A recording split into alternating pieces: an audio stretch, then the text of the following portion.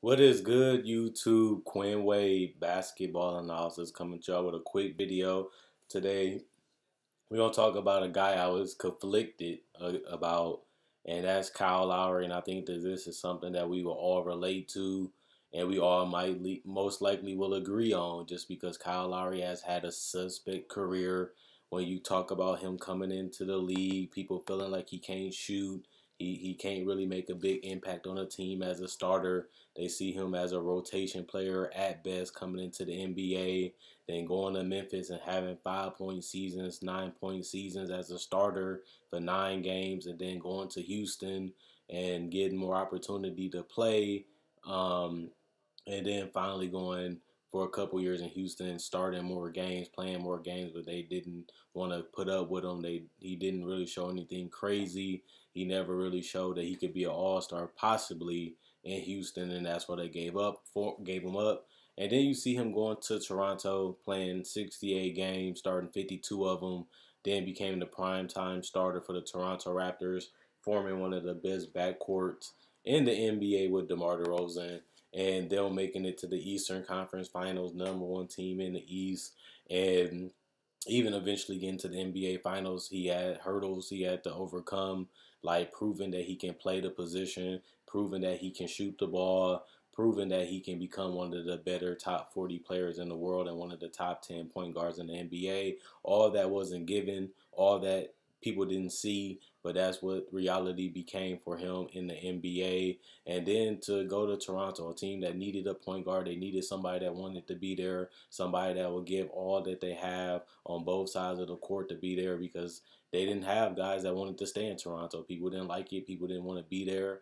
And for him to go to Toronto helped them reach heights that they never really reached before, like going to the Eastern Conference Finals, winning that many games when him and DeMar DeRozan was in the heyday as a duo. And then eventually becoming a multiple time All-Star and All NBA player, and becoming a guy that everybody recognized. And even then, when he was getting success in the regular season, people still laughed and frowned upon him as he struggled to step his game up in the NBA playoffs, having terrible outings. Some outings that made it seem like he never even existed. Some outings made it seem like, is this guy even worth the money? Is he even worth the time if he can't deliver in the playoffs? And even though he had some series where he was good, he didn't have that many series at that point in time with DeMar DeRozan that was great. And he just wasn't dependable because he couldn't score. He couldn't put pressure on the defense enough because they didn't fear him. And that was allowing him to do whatever he wanted to do. And they just got put out in the first round. They always lost game one. And they just couldn't find the groove to be the threat that people thought they would be each and every regular season. They would have a disappointing postseason. And Kyle Lowry was a big problem and one of the biggest reasons why they struggled to have playoff success. Even though it all wasn't his fault, he was a leader, he was the all-star, and he was one of the biggest pieces for that team, and he just couldn't lead the right way because he wasn't able to do it with action, and he struggled to play at a consistent level, especially as they got further in the playoffs. He really started to diminish and became easy to prepare for and easy to guard, and that's something that you don't want from an all-star and a guy that's one of the foundations and pillar of your team. And then something controversial happened. They ended up saying we have to switch it up. We have to go all in for it because the roster that we have right now hasn't been getting the job done. And they had to change their coach because they had the same situation year after year after year.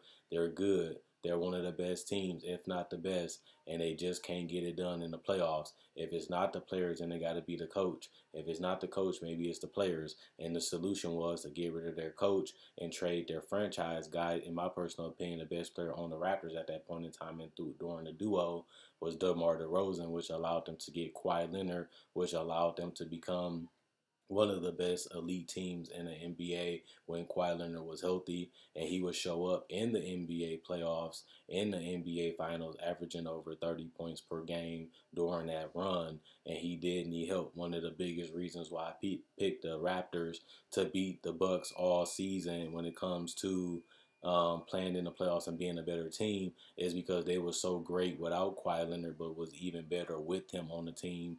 And they had another guy that can create shots, another great defender on the wing, somebody that can space out the floor, and somebody that can close and take over games. And he was able to prove that against the Sixers and other teams throughout that journey. And Kyle Lowry will step up even in the NBA Finals, giving him support, even holding himself accountable for the bad games that he had. He said, I got to be there for Kawhi. I got to be able to deliver. And he was able to help them win the title in Toronto for the first time in NBA history. And Kyle Lowry was one of the biggest reasons why, because of his defense, because of his shot making, and because of his ability to run the floor, but also facilitate and become a playmaker and find guys and help them reach their full potential, as he averaged a career high in assists throughout the season, even at one point leading the NBA in assists. And then after that, we have this season when there's no DeMar and there's no Kawhi Leonard. Kyle Lowry had to go back in his bag and rejuvenate himself after getting re-upped with the Raptors and got paid another year to stay and be the franchise point guard. He became another All-Star, because I was at the All-Star game. He became another All-Star under his belt, and he would help the Raptors become the second overall seed in the Eastern Conference with no other All-Star on his roster besides Pascal Siakam, a guy that comes out of nowhere and develops and gets better, grows and gain experience, and really was able to take his game to a more consistent and better level in the beginning of the season. The start that they got on helped them lock up the top two teams in the East with them and the Bucks. And just like last year, they become one of the biggest threats to get to the Eastern Conference Finals and even possibly the NBA Finals in the East out of all the other teams, just because they have so many different lineups that they can throw out there, so many different type of players that they can use. They can go big, they can go long, they can go short and small. And Nick Nurse is a genius finding ways to use these lineups offensively and defensively and making sure guys understand their roles and guys are getting the best out of each other, not just an individual play. And that's what Kyle Lowry was his biggest reason why this team was successful outside of the team working Pascal and Nick Nurse, is because he was able to embody just being a guy that can go out there, make shots, make plays, but also be able to let his teammates shine and do their thing and allow them to step up, as some guys are veterans, some guys are still young. He allowed them to all play their game, be natural, trust his coach, and go out there and execute the game plan as the primary point guard and floor general of this team. So I was a guy that was torn on Kyle Lowry. I respected him as a player, but I also knew that he was a guy that constantly, time after time, didn't deliver when it came to the playoffs, which damaged his image to a lot of people, because you respect him because he can play